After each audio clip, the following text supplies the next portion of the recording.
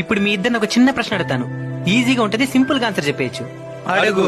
ఇప్పుడు మీరిద్దరు లారీ డ్రైవర్లు అనుకోండి. డ్రైవింగ్ చేసేటప్పుడు సడన్ గా బ్రేక్ ఫెయిల్యూర్ అయిపోతుంది.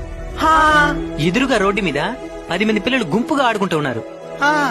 పక్కనే ప్లే గ్రౌండ్ లో ఒకే ఒక పిల్లడు ఒంటరిగా ఆడుకుంటా ఉంటాడు. ఇప్పుడు మీకు రెండే ఆప్షన్లు. మీ స్టీరింగ్ ని 10 మంది పిల్లల మీదకి తిప్పుతారా, లేదా ఒంటరిగా ఆడుకుంటున్న ఒకే ఒక పిల్లాడి మీదకి తిప్పుతారా? నువ్వు చెప్పరా చరణ్. ఇటుపక్క 10 మంది పిల్లకాయలు, అటుపక్క ఒకటే కదా, కాబట్టి ఒకటి పైకి తిప్పుతాను మామా.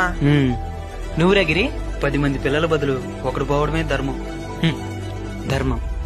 ఆ 10 మంది పిల్లలు అధర్మంగా రోడ్డు మీద ఆడుకుంటా ఉన్నారు. ఆ ఒంటరిగా ఆడుకుంటున్న పిల్లాడు ధర్మంగా ప్లే గ్రౌండ్ లో ఆడుకుంటా ఉన్నాడు. ఈ సమాజంలో జరుగుతుంది కూడా ఇదే. అవినీతి పరులైన 10 మందిని కాపాడడం కోసం నీతి నిజాయితీతో పనిచేస్తున్న ఒక్కడిని బలి చేసేస్తున్నారు.